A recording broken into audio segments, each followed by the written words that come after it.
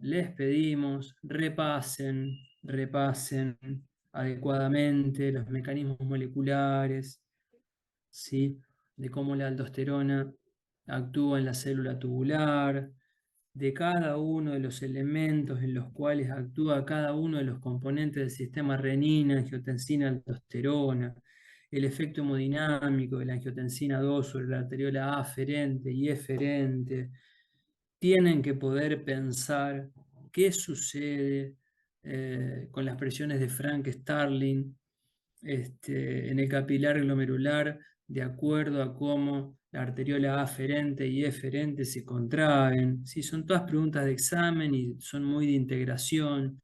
Sistema renina, angiotensina, aldosterona es un tema que se presta mucho a preguntarse en los exámenes porque es un tema que toca muchos aspectos. Uno puede hablar de contracción de músculo liso, de cómo se regulan las presiones, las fuerzas de Frank Starling, de acuerdo a cómo cambia la hemodinamia, la vasocontracción o vasodilatación de la arteriola aferente y eferente, cómo se mueven el filtrado glomerular, cómo cambia la carga de sodio que llega a los segmentos tubulares, ¿sí? Hay mucho para integrar de sistema renina, angiotensina, aldosterona, y de hecho el efecto de la aldosterona en la célula tubular, que es estimular a la bomba de sodio-potasio ATPase en la membrana vasolateral, se presta también para empezar a hablar de transporte a través de membrana. O sea que imagínense todo lo que podemos lograr nosotros como docentes,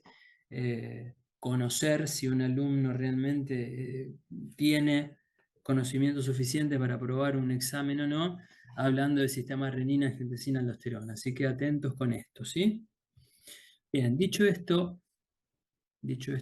vamos a correr un poquito ahí la pantalla del Zoom colateral que me aparece y vamos a ver la presentación completa. Díganme si ustedes están viendo mi presentación completa o no.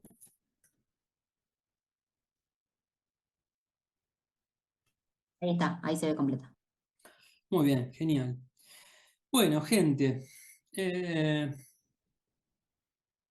vamos con la regulación de algunos iones, de los importantes en el organismo, ¿sí? Hablamos de la regulación del sodio en la clase anterior, y como ya dijimos, la regulación del sodio es en gran parte la determinante de los volúmenes de los compartimientos corporales, porque el agua por movimiento osmótico al sodio, que es el principal determinante de la osmolaridad de ciertos compartimientos, termina siendo el movimiento de sodio un determinante de los volúmenes. Habíamos hablado semanas anteriores, cuando hablamos de concentración y dilución urinaria, hablamos de osmolaridad del plasma y habíamos visto que cuando hablamos de osmolaridad, si bien estamos hablando de partículas de soluto y que el principal determinante de la osmolaridad en este caso es el sodio para el LEC, cuando estamos hablando de osmolaridad del plasma, en realidad lo que estamos hablando es de cómo nuestro sistema renal modifica en mayor o menor grado el contenido de agua libre en el LEC para cambiar la osmolaridad. Digo esto porque muchas veces hay una confusión al respecto y muchos estudiantes o muchos médicos incluso confunden la osmolaridad, ¿sí? con o se pierde el concepto de osmolaridad como relación entre el sodio y el agua libre, y lo que la determina es el agua libre, que es en definitiva lo que nuestro sistema renal puede regular para el caso de la osmolaridad, y por otro lado la otra línea totalmente distinta, que es la regulación de la volemia, el volumen, que sí está determinada por la cantidad de sodio en un compartimiento y el movimiento de agua secundario que por ósmosis el sodio genera. Esto hay que tenerlo muy muy claro.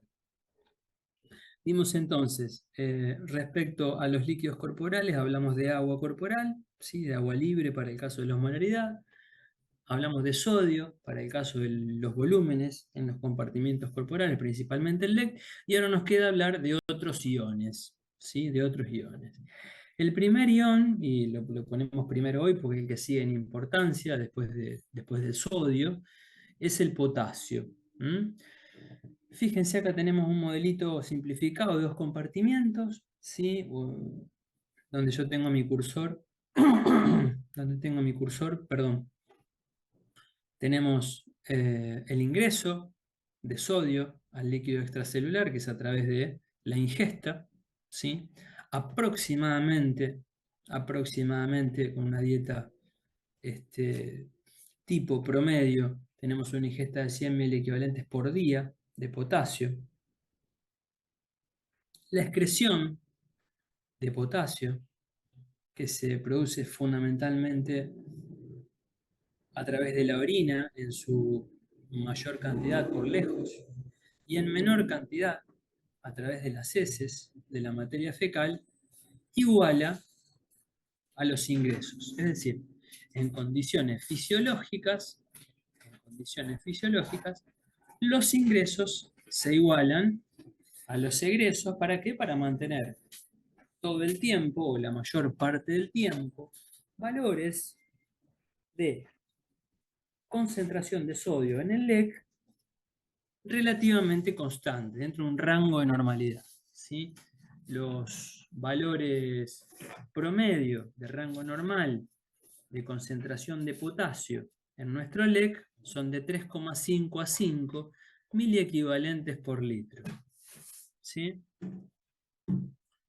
Y acá tenemos un primer gran interrogante que tranquilamente uno ya a esta altura de la materia les puede preguntar a ustedes y ustedes obviamente lo van a saber. ¿Por qué tenemos esta proporción de potasio entre el LIC y el LEC? ¿Quién es el responsable fisiológicamente o la responsable fisiológicamente de esta desproporción entre compartimientos, de una gran cantidad de potasio en el LIC, uno de los iones más abundantes en el LIC, y una mucho menor concentración de potasio en el LEC?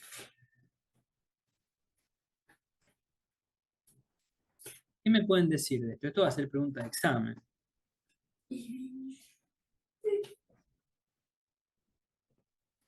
¿Y no es la bomba, profe? ¿La sodio potasio? La bomba de sodio potasio TPasa, perfecto. Parece una tontera, pero si en un examen no lo dicen, cuesta un examen eso, ¿sí? La bomba de sodio potasio TPasa es la responsable de la distribución, ¿sí?, del sodio y el potasio entre los compartimientos, en el LIC y en el LEC. Perfecto. Bien. Entonces, tenemos que tener mecanismos de regulación de los ingresos y los egresos de potasio, ¿sí?, al LEC. ¿Por qué cosa? ¿Por qué es tan importante mantener los niveles de potasio dentro de un rango normal en el LEC? ¿Por qué les parece?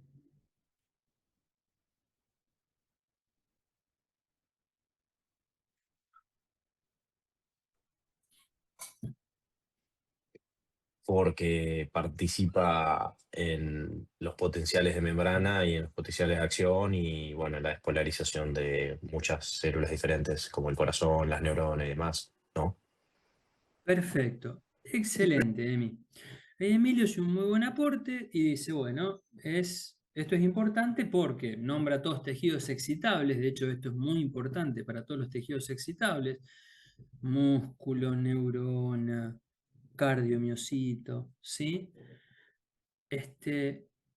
Utilizan las corrientes eléctricas del sodio y fundamentalmente del potasio. El potasio en este caso es más importante que el sodio, porque por una cuestión fisiológica o biofísica de la membrana, si se quiere, si pudiéramos, esto ya lo han visto en los prácticos, pero si pudiéramos separar uno por uno todos los iones, eso es imposible en el cuerpo humano, pero si teóricamente pudiéramos separar a la distribución de todos los iones, el potencial de reposo de membrana es muy similar o es más parecido al potencial de difusión del potasio. Es por eso que el potasio en el LEC es uno de los principales determinantes, o su alteración es uno de los principales determinantes de la alteración de los potenciales de reposo, pero fundamentalmente de los potenciales de acción en las células excitables. Por eso es que el significado de las discalemias, hipo o hipercalemia, pueden generar arritmias cardíacas, parálisis musculares y patologías que tienen que ver con los tejidos excitables. ¿Sí? Perfecto el aporte de Emilio. Bien. Bueno, entonces, a raíz de que el potasio es un ion que tiene que estar en un estrecho margen de control, en un rango de normalidad, por la importancia que tiene en los tejidos excitables en el LEC, tenemos que tener mecanismos de ajustes muy precisos para que la retroalimentación negativa, que signifique los cambios en los valores de potasio, ¿sí?, dentro de la normalidad o fuera de la normalidad, funcionen estrictamente y tengamos estrictos mecanismos de control para esto, ¿sí? Fíjense que acá en la excreción de potasio, ¿sí?, se hace fundamentalmente por vía urinaria y ahora vamos a ver por qué. Bien, bueno. Esto está copiado del libro, lo tienen en el libro, lo vemos acá. Yo hago todas las clases un extracto del Guyton, que es el texto que ustedes leen, pero lo extraigo justamente porque son los puntos muy significativos de cada uno de los temas, ¿sí? Factores que introducen potasio en las células, es decir, que producen una reducción, ¿sí?, de los valores de potasio en el LEC. La insulina, de hecho, la insulina, por estimular justamente la bomba de sodio-potasio ATPasa, es uno de los factores, de los tratamientos que utilizamos para tratar a las hipercalemias, ¿sí? La aldosterona, ¿sí?, que vimos en la clase anterior, que a nivel tubular, ¿sí?, actuando sobre los receptores melanocorticoideos a nivel del citoplasma de las células tubulares, estimulan la bomba de sodio-potasio ATPasa y además de eso, ¿sí?, logran que canales de sodio y de potasio se acoplen a la membrana luminal en la célula tubular, ¿sí?, y se logre este efecto de la reabsorción de sodio y la secreción de potasio. Es por eso que, por la mayor excreción renal de potasio que produce la aldosterona, el potasio, las concentraciones de potasio en el LEC van a disminuir, ¿sí? El estímulo beta-adrenérgico, por un efecto sinérgico similar a la insulina, y la alcalosis metabólica, y vuelvo para atrás, ¿sí? Esto todavía no lo hemos visto a estado ácido-base, pero para hacer un comentario ahora, y lo vamos a terminar de entender cuando veamos ácido-base, ¿sí? Cuando hablamos de acidosis metabólica, hablamos de una importante carga de iones de hidrógeno, de protones en el LEC. Los iones de hidrógeno tienen carga positiva en el LEC. Y si hay una cosa que nuestro cuerpo humano va a intentar hacer siempre, va a ser tratar de mantener la homeostasis dentro del medio interno. El medio interno es el LEC, ¿sí? el único líquido que comunica absolutamente a todas las células de nuestro organismo, ¿sí?, que es el LEC. Tiene que tener condiciones constantes, con variables dentro del rango de normalidad, por supuesto, pero constantes o relativamente constantes, para que todas nuestras células estén bañadas por un LEC con una buena composición adecuada para que nos permita básicamente vivir. Entonces, la acidosis metabólica, que significa la presencia de iones de hidrógeno en exceso en el LEC, va a generar, por supuesto, bajada del pH. Esa bajada del pH cuando salimos de rango de normalidad, no permite que las células funcionen adecuadamente. Entonces, nuestro cuerpo humano va a tratar de corregir esa acidosis, ese aumento de la presencia de ácidos y además de carga positiva, intercambiándolos con protones, es decir, con potasio. Los protones que están aumentando mucho las cargas positivas en el LEC y además acidificando el LEC, uno de los mecanismos que nuestro cuerpo pone en marcha para corregir esa condición es intercambiar potasio desde su lugar de mayor concentración, que es el LIC, hacia el LEC e introducir, ¿sí?, iones hidrógenos al LIC para tratar de sacar esos protones que están acidificando y modificando el medio interno sin una modificación de las cargas, ¿sí?, porque cambia un catión por un catión, pero extrayendo la carga de ácidos de protones, en este caso del LIC. ¿Sí? Es por eso que la acidosis, perdón, yo lo que hablé, disculpen, lo que hablé es el caso contrario, cámbienlo, ¿sí? Disculpen, hice la diferencia, ¿sí? Bien, entonces, la deficiencia de insulina, lo contrario, ¿sí? El efecto contrario al estímulo de la bomba de sodio-potasio ATPasa que reduce la calemia e introduce el potasio a la célula. La deficiencia de insulina tiene el efecto contrario. El déficit de aldosterona, que es una patología, en este caso, no vamos a dar patología, pero se entiende que si la aldosterona es un factor que introduce potasio en la célula, su déficit genera el efecto contrario.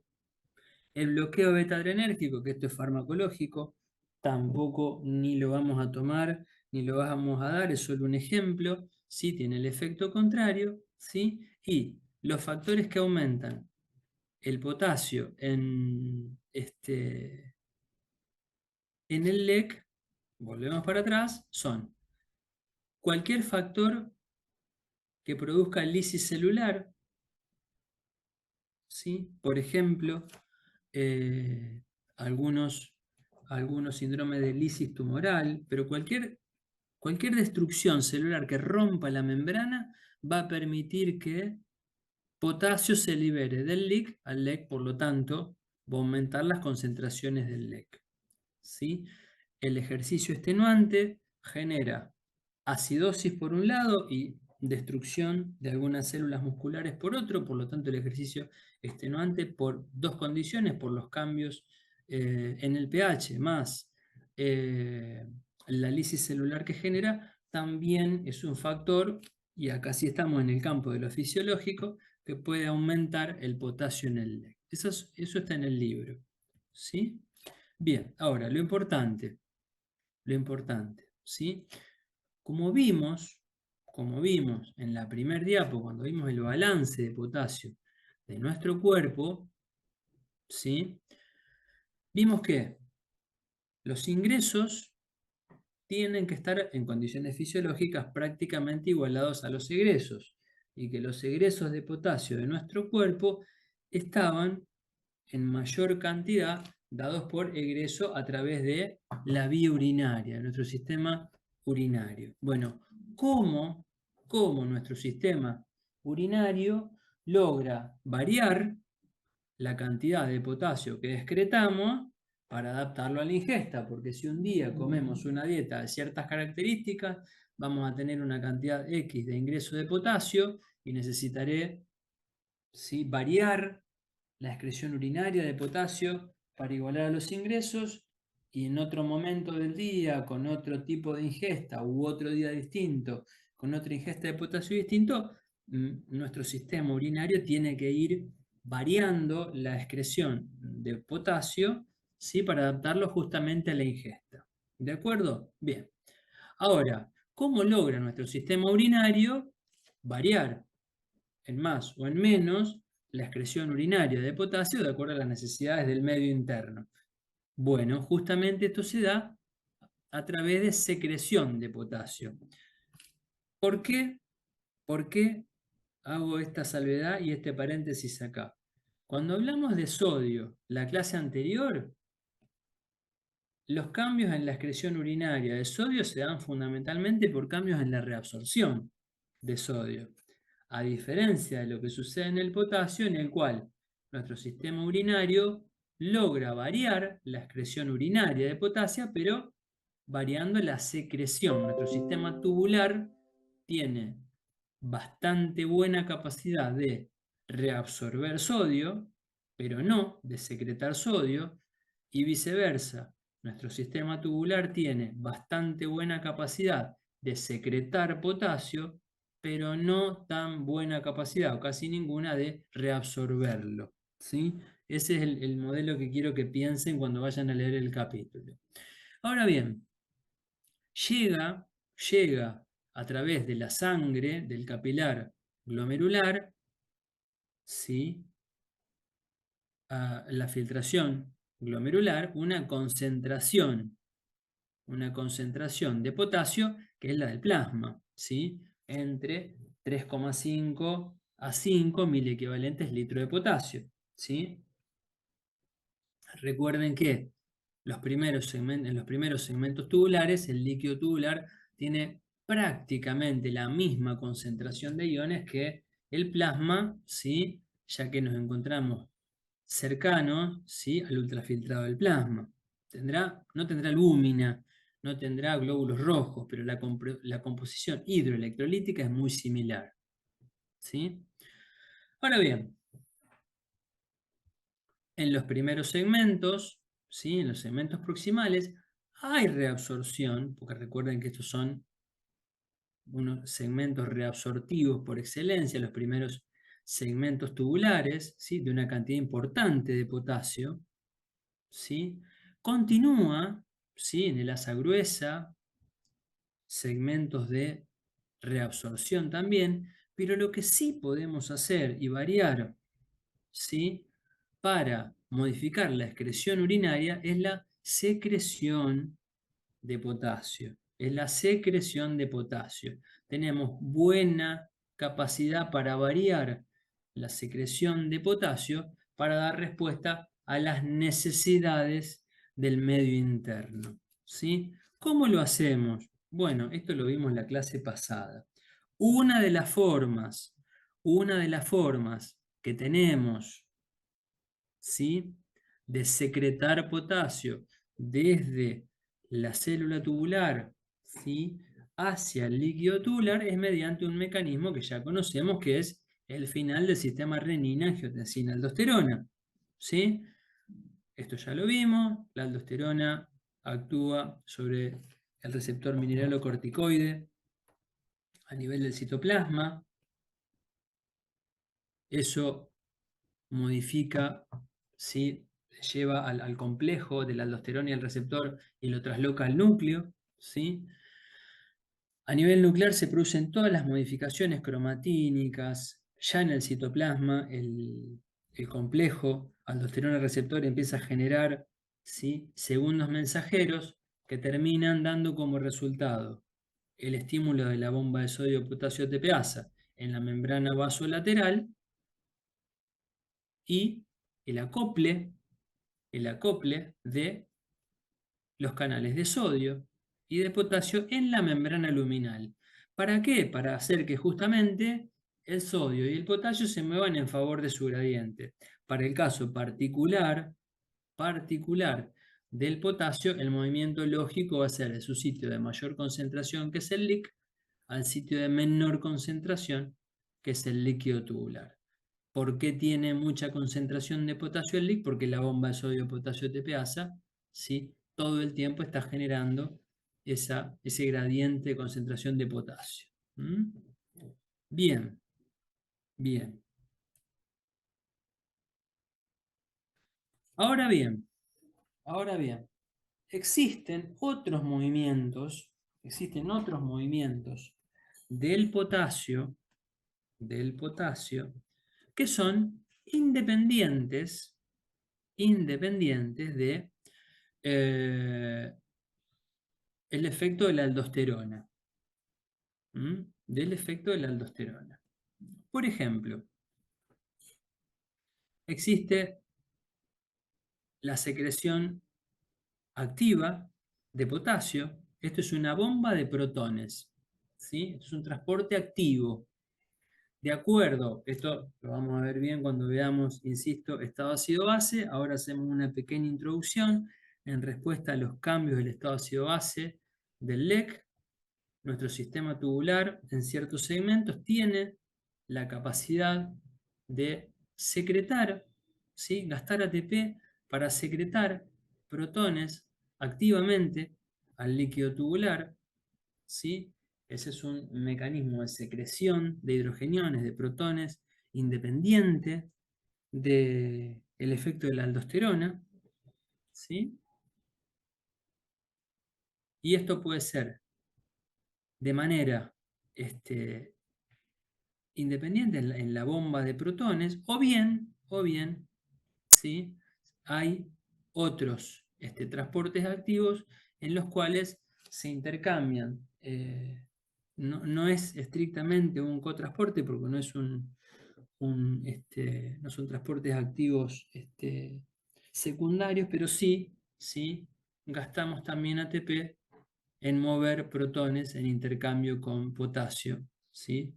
En células tubulares. Que esto lo vamos a ver bien cuando veamos la regulación renal del estado ácido-base. Ahora en este contexto difícilmente se puede entender por completo, pero sí recuerden, lo que sí podemos saber a esta altura, que es el efecto de la aldosterona, ¿sí? Para modificar la secreción de potasio, por ende responder a nuestro sistema tubular renal, a las demandas del medio interno, ¿sí? Cuando haga falta secretar y por ende eliminar por orina mayor cantidad de potasio en los casos de hipercalemia y viceversa para las hipocalemias, y que también tenemos transportes activos, ¿sí?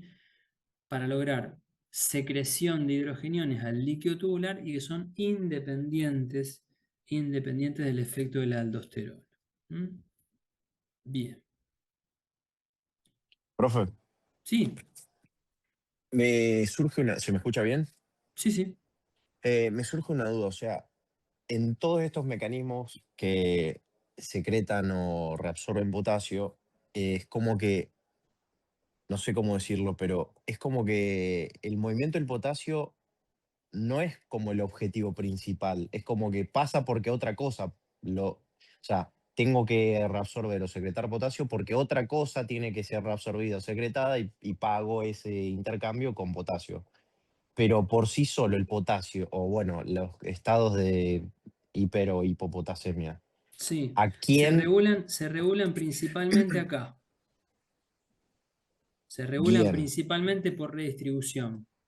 ¿Sí? claro, Es tan rápido el ajuste que hay que hacer para el potasio sí, que lo primero que sucede son intercambios entre el LIC y el LEC de potasio y después los termina de corregir el sistema renal. Es cierto lo que vos decís, es muy complejo, ¿sí? A lo mejor a esta altura, pero es totalmente lógico y excelente que lo hayas podido razonar ahora.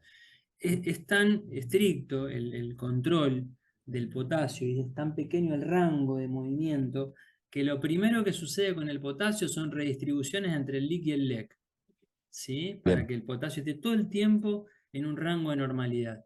Y después, en un plazo mediato, una vez que actuaron los mecanismos inmediatos, que son los de redistribución entre el LIC y el LEC a través de la membrana celular, porque como vos bien dijiste en el primer comentario que hiciste, de todos nuestros tejidos excitables dependen del rango de normalidad del potasio en el LEC, por lo cual ahí tenemos un valor dentro del LEC que es de los principales y de los que inmediatamente tenemos que estar corrigiendo. Entonces, lo primero que sucede son las redistribuciones, ¿sí? Con intercambio con otros cationes para mantener las concentraciones eléctricas entre el LIC y el LEC, ¿sí? Pero siempre redistribuciones entre el LIC y el LEC. como vos bien decís, después las correcciones a nivel renal, a nivel tubular, no son a largo plazo, como sí sucede, por ejemplo, en estado ácido-base, sino que son mediatas, ¿sí? Pero no son tan rápidas como la redistribución, ¿sí? Nosotros logramos, en definitiva, tener ajustes respecto a la ingesta, lo que ingerimos diariamente mediante la excreción renal, fundamentalmente variando la secreción tubular de potasio, que es relativamente rápido, pero lo primero que sucede siempre son redistribuciones de potasio entre el LIC y el LEC a través de la membrana celular. Siempre el mecanismo inmediato es ese. Bien, pero entonces, por ejemplo, un estado hiperpotasémico es estímulo por sí solo, es estímulo suficiente como, por ejemplo, para que la aldosterona se manifieste y haga que secrete Sí, potasio por la claro. orina. Sí, por Ah, por sí supuesto. solo es Sí. un Sí, estímulo sí, sí, sí. suficiente, más Sí, allá de lo que sí, pase con sí. el sodio, por Por ejemplo. supuesto. No, no, no, Bien. no. La regulación del potasio dentro de estos rangos de normalidad, que son en realidad mucho más estrictos que, como importante, ¿no? Son mucho más estrictos que, por ejemplo, los del sodio. Los valores de sodio tienen un rango mucho más amplio de normalidad y nunca tienen los efectos nocivos inmediatos que sí tienen los cambios del potasio. Los cambios del potasio en el LEC son en un margen estrecho, de 3,5 a 5 mililitros, y de 135 a 145, hay más ventana de amplitud, e incluso saliendo de los valores de normalidad por encima o por debajo, no hay consecuencias patológicas tan importantes por cambios del sodio como sí los hay del potasio, ¿sí? Pero más allá de esta comparativa, cada uno de los iones, ¿sí?, tiene su mecanismo de regulación propia. Lo que sucede con el potasio, independientemente de todos los sistemas que se activan, que son justamente el sistema renina, angiotensina, aldosterona, para los casos de hipo o hipercalemia, y se activa o se desactiva, para cada uno de los casos, hay mecanismos inmediatos que son mucho más rápidos, que son redistribuciones entre el LIC y el LEC a través de la membrana celular, lo cual no quita que ya estén activados los mecanismos que demoran un poquito más. Estamos hablando de diferencia de segundos, no estamos hablando de diferencia de horas, ni de ningún mecanismo a largo plazo. Pero es tan estricto el rango que tenemos de normalidad del potasio y las consecuencias que eso genera, que necesitamos mecanismos de redistribución todo el tiempo inmediata. Esto, gente, ojo, hablando de condiciones fisiológicas, esto está sucediendo el 100% del tiempo en ustedes, en mí y en todas las personas que están sanas. Después están las condiciones patológicas en las cuales estas respuestas no son adecuadas, y hay paciente que vive con 1,5 de potasio porque tiene no sé, un síndrome de Gitelman y pierde cantidades industriales de potasio por una patología tubular. Hay pacientes que están en síndromes de lisis tumoral y por más que tenga todo el mecanismo de bajada del potasio por aumento de la secreción y por ende la excreción urinaria, durante un tratamiento con quimioterapia van a tener 7 de potasio de cualquier manera. Los pacientes con insuficiencia renal tampoco van a poder compensar de todas maneras esto, entonces sí o sí es necesario indicarle una dieta baja en potasio. Nosotros hablamos siempre acá del segmento pequeñito en realidad para el ser humano, que es la normalidad. Pero está bien pensado lo que decís, sí, es totalmente correcto. Los mecanismos definitivos a nivel tubular son un poquito más lentos y siempre en intercambio con algún otro compuesto, ¿sí? Y todo el tiempo nuestro medio entorno está poniendo mecanismos de intercambio inmediatos a través de la membrana. Ese es el funcionamiento para el caso del potasio, obviamente. No sé si soy claro ahí, Emi. Sí, encima en esta diapo está explicado justo lo que pregunté, creo. Así que entre todos ya estoy. Gracias. Bien, bien, bien. Bueno, por eso, perfecto, ¿ves?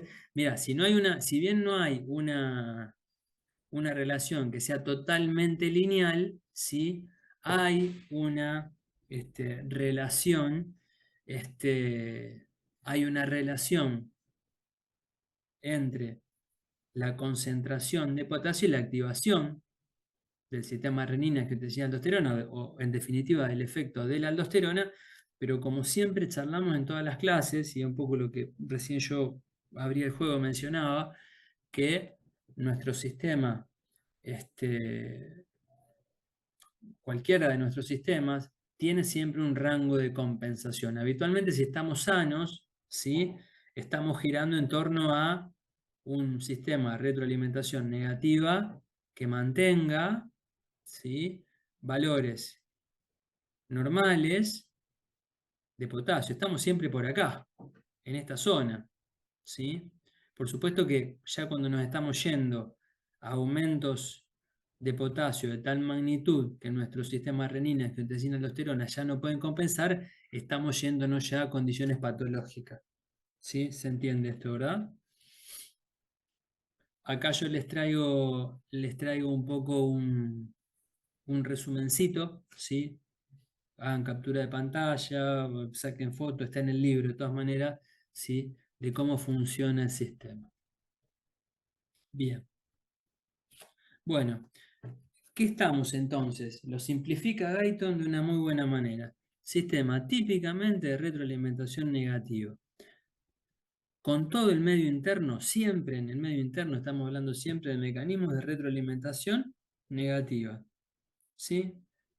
Cualquier condición que varíe la concentración plasmática de potasio, en este caso, el caso del ejemplo, el aumento de la concentración, va a producir un aumento de la aldosterona, ¿sí?, del efecto de la aldosterona, ¿sí? Eso va a hacer aumentar la secreción tubular de potasio y por ende mayor excreción, y en realidad lo que estamos haciendo con una mayor excreción de potasio es disminuir la concentración plasmática, por lo cual estamos cerrando, ¿sí?, o resolviendo el estímulo que inició la retroalimentación negativa, ¿sí? En definitiva, estamos hablando de todos mecanismos de retroalimentación negativa. Bien, bueno, vamos a otro de los iones importantes. ¿Cómo estamos de horario? ¿Estamos bien? Sí. Vamos, aguántenme un poquito más, que potasio y calcio son importantes, ¿sí? Y con eso podemos cerrar la semana tranquilos. Nosotros vamos a hablar, está un poco segmentado lo que es la regulación del potasio, ahora vamos a hablar un poco del potasio en lo que tiene que ver con el medio interno, ¿sí? Y después ustedes van a ver, calcio, en el medio interno, y después ustedes van a ver mucho de metabolismo óseo, van a ver sales, y van a ver muchas cosas en química que están acopladas a este tema, pero que nosotros no vamos a incluir. Entonces, yo voy a tratar de resumir las cosas que sí son importantes para nosotros acá en fisiología, ¿sí? Dentro de lo que es el mecanismo de retroalimentación negativa para la regulación del calcio en el LEC dentro de sus valores normales, el principal estímulo, ¿sí?, es la hipocalcemia, ¿sí? La bajada de calcio en plasma va a ser sensada en las glándulas paratiroides, ¿sí? Y la respuesta a la hipocalcemia va a ser un aumento de la secreción de paratormona al plasma. La paratormona va a tener tres efectos fundamentales, que son el estímulo de los osteoclastos, atentos acá, insisto, esto lo van a ver en química, pero los conceptos principales lo tenemos que tener claro. Van a estimular a los osteoclastos, ¿sí?, para producir aumento de la resorción ósea, de la destrucción de hueso. El hueso, como ustedes saben, es el principal depósito de calcio en el ser humano, ¿sí? Entonces vamos a ir a buscar al mayor de los depósitos de calcio en el ser humano, que los osteoclastos rompan, ¿sí? Destruyan justamente el tejido óseo para poder liberar al plasma calcio y por ende tratar de llevar las concentraciones plasmáticas de calcio otra vez al rango normal. Otro efecto importante de la paratormona es aumentar la reabsorción renal de calcio, en el mismo sentido, tratando de disminuir la excreción urinaria de calcio por aumento de la reabsorción y devolver calcio justamente al LEC. Estos son los dos efectos sobre los tejidos Tiana que tiene la paratormona. Hay un tercer efecto que es importante, que es favorecer la activación de la vitamina D3 a su forma activa, ¿sí? Y la vitamina D3 produce aumento de la reabsorción intestinal de calcio, ¿sí? De todo el calcio que ingerimos y que se encuentra en la luz intestinal, la vitamina D3 produce un aumento, ¿sí? En la absorción intestinal. Nuevamente, para tratar de devolver estos tres mecanismos, son claramente tres mecanismos para tratar de aumentar el calcio en plasma. Destrucción ósea, aumento de la reabsorción renal de calcio y aumento de la absorción intestinal, ¿sí? De los alimentos. Es decir, que la paratormona tiene efectos directos, y esto es pregunta de examen, directo sobre el tejido óseo, directo a nivel renal sobre la reabsorción de calcio e indirecto a través de la vitamina D3 sobre la absorción intestinal del calcio, que son los tres mecanismos que se activan para llevar el calcio a valores normales. Ahora bien, ¿cómo se logra la absorción, la reabsorción tubular, ¿sí? De calcio? Es un proceso que está situado en los segmentos tubulares proximales, en el túbulo proximal.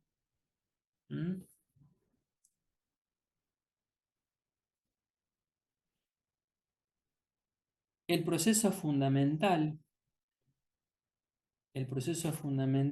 que inicia todo esto es una bomba, y otra vez acá hay que prestar atención a los movimientos iónicos y dónde está situado cada uno de los elementos, muy diferencial, y esto hay que poder diferenciarlo en la membrana vasolateral que en la membrana luminal, porque justamente dónde están ubicados los elementos, ¿sí? Si en la membrana vasolateral o en la membrana luminal a nivel de la célula tubular, va a ser muy diferente el efecto. Tenemos una bomba, transportes activos, ¿sí? De calcio a nivel de la membrana vasolateral de las células tubulares, que están generando todo el tiempo, ¿sí? Transporte de calcio desde el LIC al LEC, a nivel de la célula tubular, para mantener justamente bajas concentraciones de calcio en el citoplasma de las células tubulares, ¿sí? Y en el caso de ser necesario, abrir canales de calcio, ¿para qué? Por diferencia de concentración, como siempre charlamos,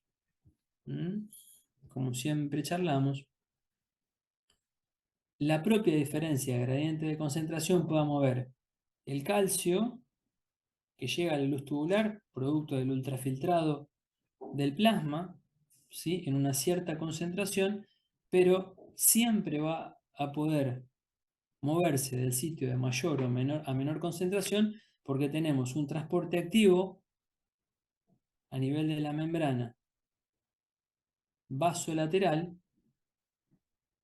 que está generando el gradiente de concentración entre el LEC y el LEC. Y como este transporte activo en condiciones de hipocalcemia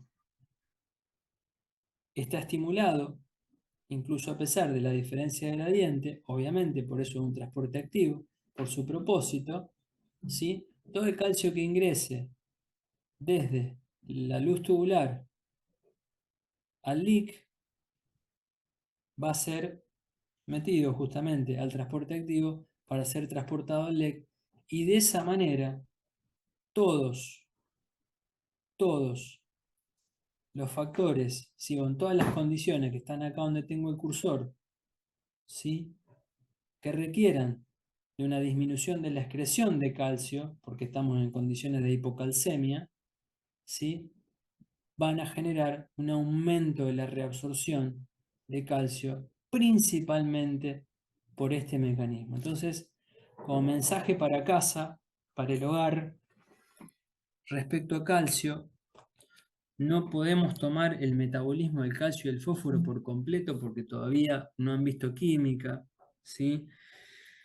Todavía no hemos visto mucho de metabolismo, que eso se ve en química, y si bien ustedes han visto tejido óseo en histología, la fisiología ósea es muy compleja y tiene que ver con nuestro último módulo.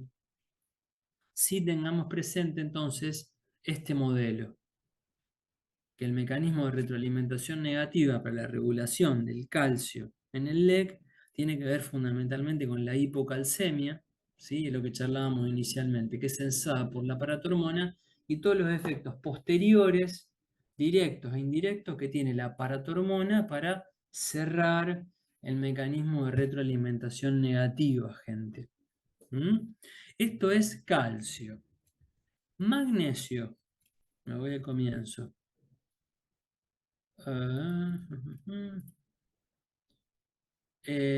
Figura regulación de magnesio en el Guyton, pero no lo vamos a incluir, ¿sí? Y vamos a regir entonces esta semana en base a mecanismo de regulación del volumen sanguíneo, que tiene que ver con el sodio, como ya charlamos, los puntos insignia que charlamos hoy de potasio, más lo poco que a esta altura podemos saber de calcio, que es lo que dictamos acá, pero dejamos afuera el fósforo y el magnesio. ¿De acuerdo, gente, con esto, con los contenidos?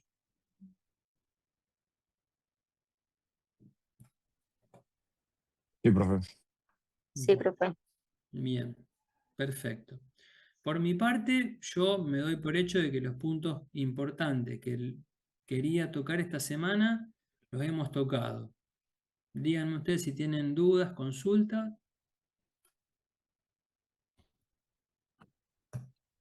No, hasta ahora va muy bien, profe. Gracias. Bueno, gente, saludos, buen fin de semana y termina lindo esta semana.